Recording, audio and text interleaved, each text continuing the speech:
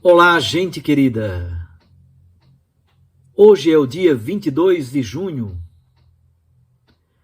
e nós estamos na 12ª semana do Tempo Comum.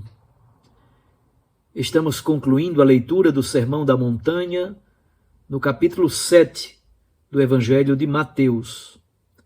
Hoje, os versículos 15 a 20. Naquele tempo disse Jesus aos seus discípulos: Cuidado com os falsos profetas.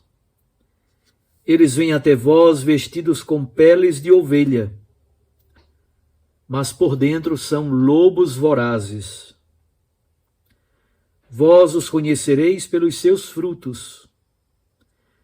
Por acaso se colhem uvas de espinheiros ou figos de urtigas? Assim, toda árvore boa produz frutos bons, e toda árvore má produz frutos maus. Uma árvore boa não pode dar fruto mau, nem uma árvore má pode dar fruto bom. Toda árvore que não dá bons frutos é cortada e jogada no fogo. Portanto, pelos seus frutos, vós os conhecereis. Palavra da salvação. Glória a vós, Senhor. Minhas irmãs e meus irmãos, verdadeiramente, o ministério do profeta está vinculado à palavra, à pregação, ao ensino. Provavelmente deveria ser esse o contexto e o caminho a ser utilizado para interpretar corretamente esse texto. Jesus começa com esta primeira advertência, nitidamente no ambiente da pecuária, no ambiente da criação de ovelhas e cabritos. Versículo 15, cuidado com os falsos profetas. Eles usam pele de cordeiro, mas na verdade são lobos ferozes. Essa é a primeira grande imagem que Jesus utiliza, provinda do ambiente da pecuária. Mas, no versículo 16, entre o versículo 16 e o versículo 20, aqui nós temos um bloco que trata nitidamente do ambiente da roça. O verbo conhecer se repete no versículo 16 e no versículo 20, e a palavra fruto se repete também no 16 e no 20, formando uma espécie de moldura. E o que vem no meio? A relação entre a árvore e o tipo de fruto que a árvore produz. Uma árvore boa produz fruto bom, uma árvore má produz frutos maus. O oposto, segundo o escritor sagrado, também é verdade. Uma árvore boa não pode dar frutos maus e uma árvore má não pode dar frutos bons. Fundamentalmente, a árvore que não dá frutos bons deve ser cortada e jogada no fogo. Esse é o texto. Mas nós nos perguntamos, quem são os falsos profetas?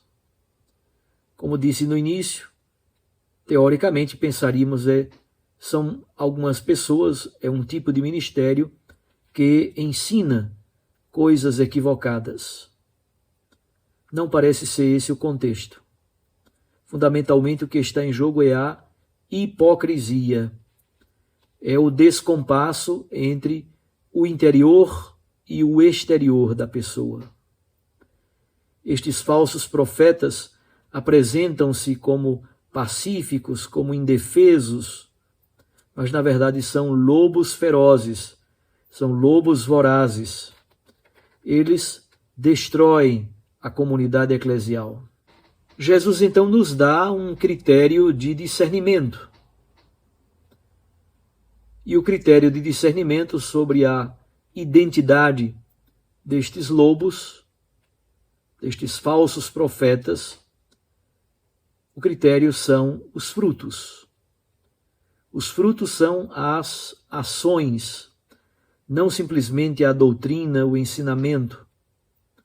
O grande problema, como já disse, é que estes dizem e não fazem. E aí encontramos a relação entre árvore boa e fruto bom, entre árvore má e fruto mau. Provavelmente a coisa não deva ser levada tão a sério, tão ao pé da letra, tão mecanicista. Mas temos que dizer que de fato essa relação existe nas comunidades mateanas. Jesus então utiliza uma imagem. Alguém pode colher uvas de espinheiros? A resposta lógica é não. Alguém pode colher figos de urtigas? Não. Numa palavra, o que está em jogo é a hipocrisia. Pele de ovelha, isto é, eles parecem com Jesus, são mansos e pacíficos, se assemelham e falam como Jesus, mas a orientação de Jesus é muito clara. Fazei o que eles dizem, mas não o que eles fazem. Por dentro, eles são lobos vorazes, são sepulcros caiados, estão inebriados de hipocrisia. Os lobos vorazes devoram o cordeiro e devoram também as ovelhas. A hipocrisia, fundamentalmente, parece ser a grande dificuldade de Jesus no Evangelho de Mateus. Quais são estes frutos? Os frutos provindos destes falsos profetas. Parece ser a rigidez na interpretação da palavra de Deus e no cumprimento estrito da lei mosaica. As uvas simbolizam Israel, que é a vinha eleita do Senhor. As uvas falam do vinho, falam exatamente da embriaguez no mistério de Deus. A uva também é símbolo da observância da palavra de Deus. Estas uvas, que são símbolo de Israel, elas são colhidas somente de plantas, de árvores coerentes com a vontade, com a bondade de Deus. Ao mesmo tempo, os figos. Os figos são símbolo da doçura e da perenidade do amor. De fato, não se pode colher figos de urtigas.